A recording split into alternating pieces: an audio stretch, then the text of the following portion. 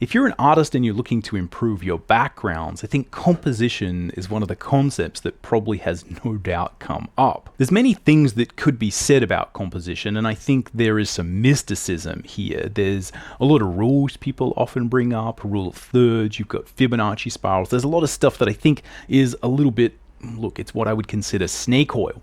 Most of the real fundamental building blocks of composition are just simply about manipulating where our eye goes. I think it's easy to get lost in the complexity of all this, and people throw at you rules and ideas and things and concepts with different names, and I think for me certainly it was very overwhelming in the beginning. So what I want to do in this video is try and break these things down into their most sort of simplest fundamental building blocks. I'm going to talk about how to use the background elements that you might have in a scene to just simply direct your eye to your main subject, to your character, or again, whatever it is in your particular illustration. This is going to be a fun, simple little demo. I'm just going to be using old school pencil and paper to, show you what I mean and try and illustrate this point. I think that if you really understand these principles and you kind of get used to using it, so like look, you can create an image that makes some sense, that has some hierarchy of where you want to look, and you can kind of make things function to a certain degree. You can control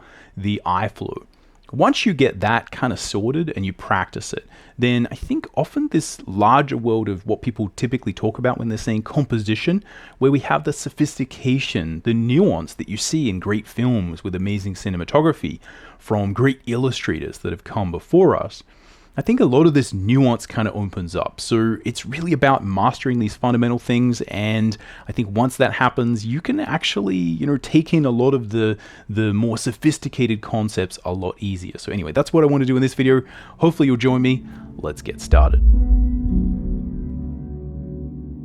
Alright, welcome to the Drawing Codex. My name is Tim Mcburnie. I've been a professional working artist for over 20 years, and on this channel, we're all about drawing cool stuff from our imagination, embracing the challenge of drawing, and mastering the craft of line and color illustration. If you want to learn more about illustration or picture making, you can check out my free illustration mini workshop. This charts my journey going from someone who, really wasn't that good at drawing or art to becoming a professional artist, being published. I discuss topics such as how to get more detail and polish in your work, how to think about composition, creating thumbnails for your scenes, as well as a few ideas surrounding how to think about getting professional work. It's free and the link will be in the description, so if that's something you're interested in, go check it out. Okay, so this is a really simple, short little demo I'm going to do, but again, I do want to just highlight how important just thinking this way has been for me, because when I started, I started as someone who wasn't that good at drawing backgrounds. I really like drawing characters, and again, I got so sidetracked looking at compositional books and, trying to figure this stuff out. Often I'm an intellectual person and I thought, hey, there's ideas here, I just need to study this. But so much of what I guess makes success to an artist is understanding process. What do you draw first? And again, there's this idea of I'm drawing a background, but does that background have to be real? Is it iconographic? Is it pictorial? What is it? What are we actually doing when we create these backgrounds? I think so much of the thing that makes successful illustrations is, again, leading the eye. It's about creating something that, almost couldn't exist in the real world. That's what makes good illustration and art, right? We're creating something that rises above, the everyday. And I think it's leaning into these ideas and, again, really thinking about the sequence with which you create work. Once I really got this stuff and I realized, look, here's where I do have control, here's where I kind of have to follow rules, here's what works, here's what doesn't. I think it's then that, again, a lot of that other compositional stuff, the rules and systems and things that people talk about, formal, informal composition, all that stuff, again, it became a lot more approachable for me, and I could kind of see it, right? And I could kind of speak that language, let's say. But before I really just figured out, look, how can I make a picture that works? That stuff just seemed like words. It was just word salad. So again, that's the goal of this little video, is just to kind of maybe outlay these things in a super basic way so that you can, just add some backgrounds to your characters or your scene or your subject, and get moving. Anyway, let's jump over to the drawing table and get started. All right, here we are at the drawing table. Now, this is going to be about simple solutions and simple ways to frame our subject, which could be a character, It could be a group of characters. It could be, maybe even something that's significant in the background. How we use the background to kind of frame that, and I guess the sequence with which we do that. So what I'll do is just break down the fundamental idea first so we can get some sort of visuals going. So the basic idea is that we would use whatever we have as tools from the background. So if you recall in some previous background video episodes, I talked a lot about sort of iconic shapes, in this instance, things that could be used to create a science fiction environment. Now, in this one, I'm going to be using a very sort of basic fantasy motif, and we can look at some things like trees, because I think they're a very malleable thing that we can use to illustrate our scenes. In this instance, what we can look at is, say we have a character here. We can use the environment to lead our eye to that character in a variety of ways. And depending on the mood you want, again, you can draw a background behind this subject and in front of this subject. Foreground is something I'm sort of considering to be metaphorically part of the background. And we could do so in a really sort of simple way, right? Let's say we have two sort of groups of abstract trees, right? We've got something like this. And again, maybe we have a few elements in the foreground. All right, so here we've got foreground, and this would probably be considered the background, and our subject is in the midground. So the basic idea here is that we're kind of pointing with these background elements and just framing the character. So we're kind of pointing here. Now, the way that you subtly arrange these lines is going to define exactly where, on the character you point. So what you might want to do is make sure that, we kind of point much more towards the actual character's face. And in that case, we could either just literally create a series of trees that create a line that goes directly to the character's face, or we could create a series of sort of trees or forest elements that will sort of create a line that does a similar thing. Either way, what we're doing is using these background elements that are malleable to help frame the subject. Now, the reason that I think this is so important, just as a basic idea, is that this really speaks to the sequence that we use as artists. And I think it's really important to understand that if we think about cinematography, a photographer or a cinematographer are doing exactly the same thing that we are doing as artists, but they can't change where these trees are. They can only change where the camera is, in most instances. Again, a lot of film sets, people might make the set to create a shot, but most of the time they're kind of rotating the camera to get these lines of action, whereas we can manipulate them. And that really is the difference. So it's a creative sequence and process that I think is unique to artists. And again, there's many different ways and things that might be important within the scene. But in this case, we're just talking about simple strategy for framing a character. So let's look at another few examples. Again, this is just to get the ball rolling and start to look at how we might visualize this really simple concept, really. Like nothing I'm really saying here is groundbreaking. I think it just really is aimed to allow you to simply go in there and quickly add a background and just feel confident and comfortable with doing it. So let's look at the same type of shot, but we just have a different compositional position of the character. Now, all I'm going to do is use a very similar strategy, which is to create, like a series of lines here that are just gonna sort of point to the character and to the action.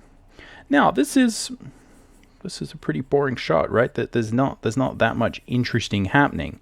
A lot of what would make this interesting is that the subject itself was interesting, right? There's actually sort of something going on there. But as an example for how we kind of position the thing that's important to us based on whatever narrative or story is going on, right? And then think about the background supporting that. Now, let's take that one step further and think about, okay, what if I have a few things in there? Now, again, there's a variety of illustrations you might create, and most of them are probably going to be more sophisticated and complicated than this. But, what you might have is something really simple, like we have a character on this side of the frame, and then maybe on this side of the frame we have a house. I'm just being pictographic here, so it's super simple. Right, again, maybe there's someone sitting next to the house. So again, this is where we have, probably this is going to be our midground. This is going to be our foreground. Now, what we have to decide is, how do we sort of decide where the lines go? Now, this is where it's good to kind of step back for a minute. It's important to understand that a lot of compositional rules that you might see, if you look in a book such as Andrew Loomis's Creative Illustration, which talks a lot about composition, or any of the other good compositional books, from my view, a lot of what composition is about is about leading the eye.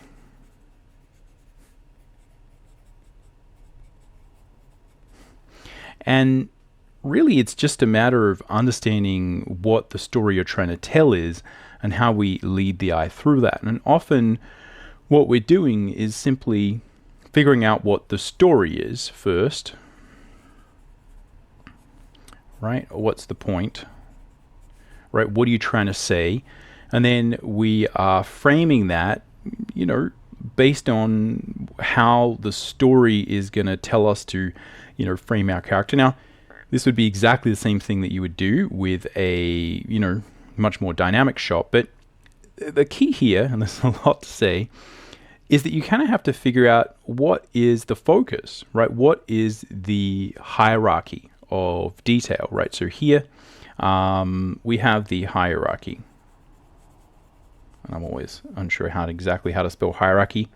But this is where we need to think about what's the first thing we want to look at. So there's a variety of ways we could frame this, but again, we can think about applying very simple compositional rules here to help us direct the eye to what we want. So just as a really sort of simple argument, again, we could sort of stay with this idea where we, again, focus a little bit more on this character.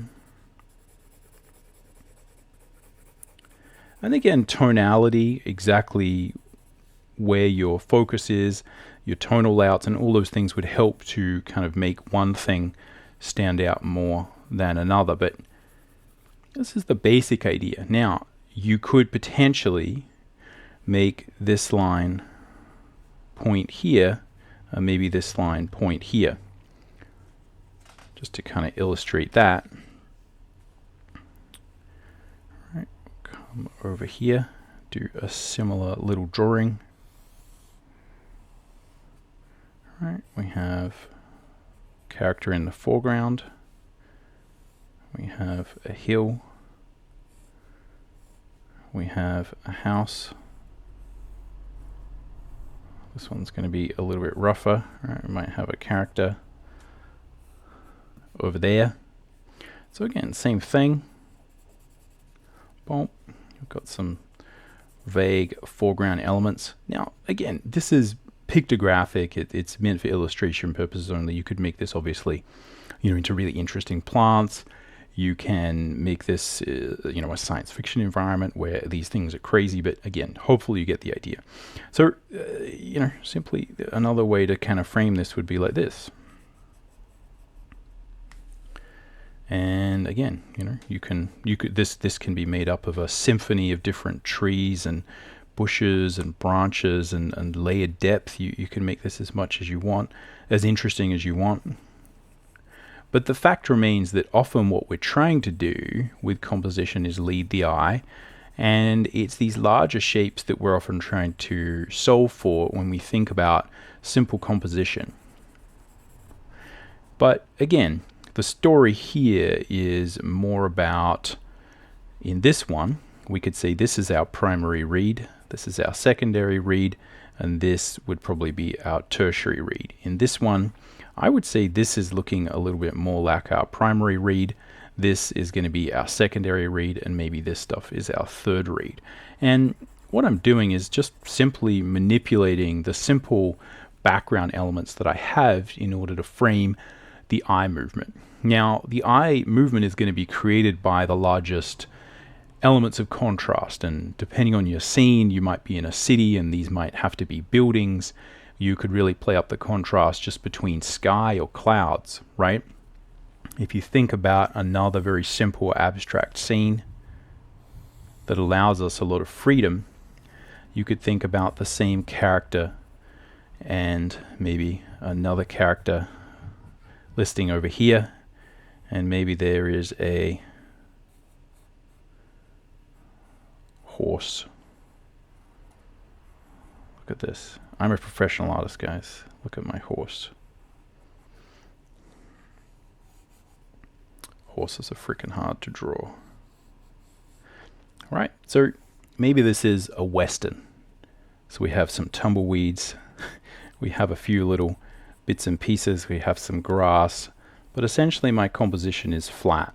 But in a western, if you look at a lot of traditional kind of American Western art, what do we have, right? You might have a few hills, but look, we're in a desert, we're in the middle of nowhere. What do we have? We have clouds. And often you see people draw these amazing clouds, right? It's like a cowboy on a horse, and we've got this amazing cloudscape. And these are the things where, again, my goal here is not to show some amazing compositional masterclass or anything. It's to illustrate that often what we're doing is thinking about very, very simple things.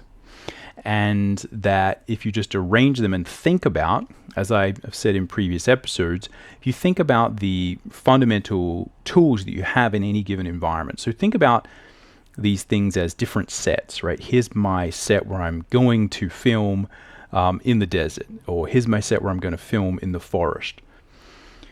What are the things there that tend to give you lines of action, that tend to allow you to define points of light and dark? So the clouds often are, again, at sunset, you might flip, right? The sky is really bright, clouds are dark. In the daytime, the sky might be a really dark tonally, but a bright, blue, and you might have these kind of really bright clouds. Again, what can you manipulate to create lines that will form the primary foundation for how you direct and manipulate the eye to go from one place to another? So that's the basic sort of idea here, and sort of way that I think you can conceive of this idea. Now, as I said, the goal here is not to delve deep into the sophistication of composition. I think that once you master these basic ideas and you get comfortable being able to say, well, what is my story? My story is I have two characters. They're talking. Again, it might be a comic book, as I often do, in which case there is some dialogue here. How do I frame that? How do I tell that? Once you can just physically do that, once you can just physically do the basic things and create a picture that not just is a picture with all the things that you want, but is allowing you to control the hierarchy and focus on the story. I think once you just get that down, then you can start to play with the emotion. And that's something I talked about in previous episodes, where you can manipulate these things and really start to think about what are the nuances of the composition? How can I influence the story, right? How can I separate characters by, again, slightly, grouping them here, grouping them there?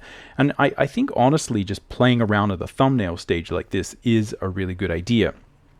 think about the types of art that you want to create. Again, you might be dealing with something that is much, much, much more dynamic, right?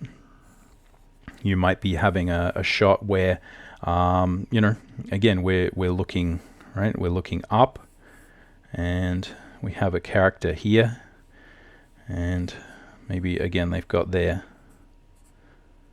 sort of horse, right? Again, great, or whatever kind of animal they're riding on, right? Again, it could be a much more sort of dynamic shot where, look, we've got some sort of angles happening there. Sorry, these animals are really terrible in their sophistication, right? But again, you got something that's more dynamic to start with. If you think about like splash screen art, often you're trying to introduce a character or something. It's meant to look really dynamic, right? You've got like the name of your video game, and the goal there is to kind of create as many cool angles and really sort of push this idea of again, dynamic lines. And again, just think about like, okay, I still now have this subject here that's kind of in a cool position, but how can I use the clouds or whatever it is to kind of help me frame this action, right? To help me tell whatever story I want to tell and create some dynamic movement between one shape and another. It really is the same basic idea. We're trying to create contrast between different elements, either color contrast or tonal contrast, and we're trying to direct the eye. So using the background is something that can be very landscape based, or it can be very, sort of abstract, character based, where you don't have a lot of sophisticated background, but you kind of know what is going to be there. And the more you think about that, the more you're going to be able to manipulate the message and, again, just put something in there. Now, as I said, the goal should be to play around with this if you're new to backgrounds and really just, play around, dig in, get used to doing this. And I think the more you become comfortable just arranging these elements, then I think what will start to flow is the meaning, the nuance of the emotions behind it. So just a small little demo that I wanted to share with you to get this idea across. So much of this is just about breaking things down to their most simplest functional point. Really thinking about what's my story, what's the hierarchy, how do I place whatever things I have in my background to help me support that idea. Hopefully that made sense. Hopefully this idea was useful. Again, my goal is just to try and really break this down to its most fundamental level so that if you're struggling with backgrounds and you really need a way in to kind of think about how to structure this, or again, maybe you have been doing backgrounds before, but you really just want to understand it better and get some simple tools. I think, again, the most important thing here that I always find really works for me is just simple tools.